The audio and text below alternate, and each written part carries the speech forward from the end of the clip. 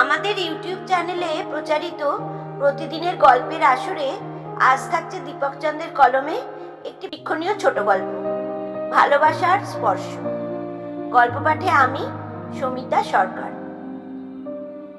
আমি চন্দনা দাস, একজন অতি সাধারণ সমাজসেবিকা।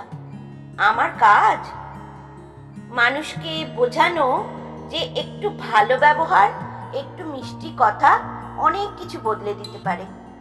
আজ তোমাদের একটা গল্প শোনাবো, মন দিয়ে শোনো। সেদিন বিকেলে আমি একটা চায়ের দোকানে বসেছিলাম। দোকানটা খুব সাধারণ, কিন্তু মালিক হরেন কাকু অসম্ভব রাগী।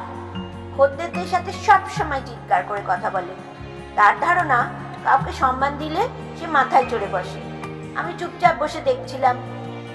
একজন বৃদ্ধ লোক দোকানে এলো। পোশাক পুরনো, পায়ে স্যান্ডেলের ফিতাটা ছেঁড়া। সে কাকুকে বলল, কাকু, এক কাপ চা দেবেন? হরেন কাকু চোখ তুলে তাকালো, গম্ভীর গলায় বলল, পয়সা আছে তো? হ্যাঁ কাকু, আছে।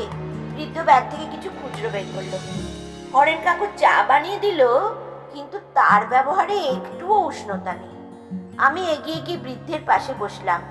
মৃদু হেসে বললাম, কাকু, তোমার দোকানের চা নাকি আশেপাশের মধ্যে সবচেয়ে ভালো? কাকু একটু অবাক হয়ে তাকালো, তারপর গর্বের সাথে বলল, তা তো বটেই।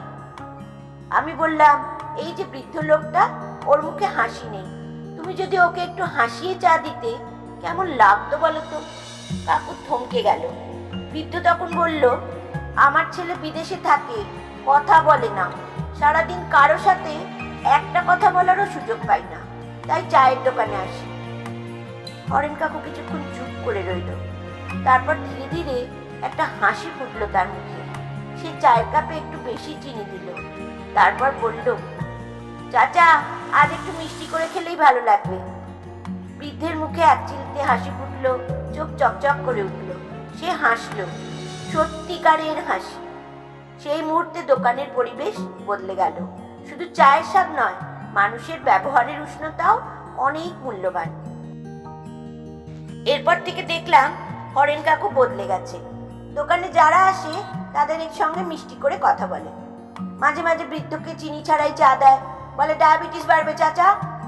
আমি একদিন কাকুকে বললাম, কি কাকু, ভালো ব্যবহার করলে কেমন লাগে? হরেন কাকু হেসে বলল, আরে দিদি, তুমি ঠিকই বলেছিলে। মানুষকে ভালোবাসা দিলে মানুষও ভালোবাসে। আজ তোমাদের আর একটা গল্প বলি। সন্ধে নামছে, আমি একটা পার্কের বেঞ্চে বসে আছি। পাশেই ফুটপাতে বসে আছে এক বৃদ্ধ ভিখারি। চেহারা শুকনো, গায়ে ছেঁড়া শার্ট, পায়ে স্যান্ডেলটা মনে হয় বহু আগেই তার সঙ্গে বিশ্বাসঘাতকতা করেছে। তবে তার চোখে একরকম প্রশান্তি আছে। সামনে একটা কফি শপের সামনে তখন বেশ ভিড়। এক তরুণী ক্যাশ কাউন্টারে বিল দিচ্ছিল। দেখে বোঝা যাচ্ছে অফিস ফেরত ক্লান্ত মুখ। বিল মিটিয়ে সে ব্যাগ খুলে খুচরো বার করলো। একটা 5 টাকার কয়েন ব্যাগ থেকে পড়ে গেল। ভিখারিটা সেটা দেখলো, ধীরে ধীরে উঠে গিয়ে কয়েনটা কুড়িয়ে নিল। তারপর তরুণীর দিকে বাড়িয়ে বলল, এই মেয়ে, তোমার টাকা যে পড়ে গেল। তরুণী একটু অবাক হয়ে বলল, আপনি আমাকে ফেরত দিচ্ছেন? ভিখারিটা হেসে বলল, আমার যা দরকার আমি চাই। চুরি বা লোভ করলে নিজেকেই ছোট মনে হবে। তরুণী কিছুক্ষণ চুপ করে থাকলো। তারপর ব্যাগ খুলে একটা নোট বের করলো। বলল, এই নিন, এটা আপনার জন্য। ভিখারির চোখ উজ্জ্বল হয়ে উঠল, কিন্তু সে মাথা নেড়ে বলল, আমি এটা চাই না মা। তুমি যদি সত্যিই কিছু দিতে চাও, একটা পাউরুটি এনে দাও, পেটটা ভরে যাবে। তরুণী বিস্মিত হলো। তারপর দোকানে গিয়ে একটা বড় পাউরুটি আর 1 কাপ চা কিনে এনে ভিখিরির হাতে দিল। ভিখারি হাসি মুখে খাবারটা হাতে নিয়ে বলল, তুমি আমাকে সম্মান দিয়েছো মা।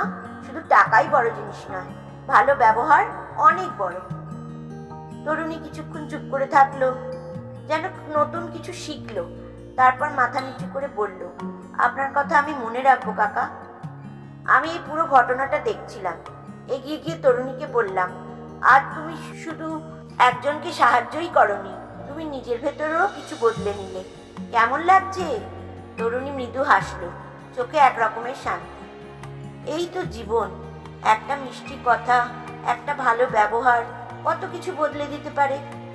তুমি কি আজ কাউকে ভালো ব্যবহার দিয়ে ছুঁয়ে যেতে পারবে? চেষ্টা করে দেখো, জীবন অনেক সুন্দর মনে হবে। গল্পটা শুনে ভালো লাগলে নির্দ্বিধায় লাইক, কমেন্ট এবং শেয়ার করুন। একটা লাইক তো আশা করতেই পারি। শুনতে থাকুন, ভালোবাসতে থাকুন। নিয়মিত নতুন নতুন গল্প শুনতে আমাদের YouTube channel one day suspense আজই সাবস্ক্রাইব করুন। একটি বিশেষ ঘোষণা, আপনারা যারা গল্প পাঠ করতে ভালোবাসেন এবং নিজেদেরকে সমাজ মাধ্যমে তুলে ধরতে চান, অথচ কোনো চ্যানেলে সুযোগ পাচ্ছেন না, যদি ইচ্ছা হয় আমাদের এই গল্পের নিচে ডিসক্রিপশন বক্সে আমাদের হোয়াটসঅ্যাপ নাম্বার দেওয়া রইল, আপনার ইচ্ছা প্রকাশ করতে পারেন। ধন্যবাদ।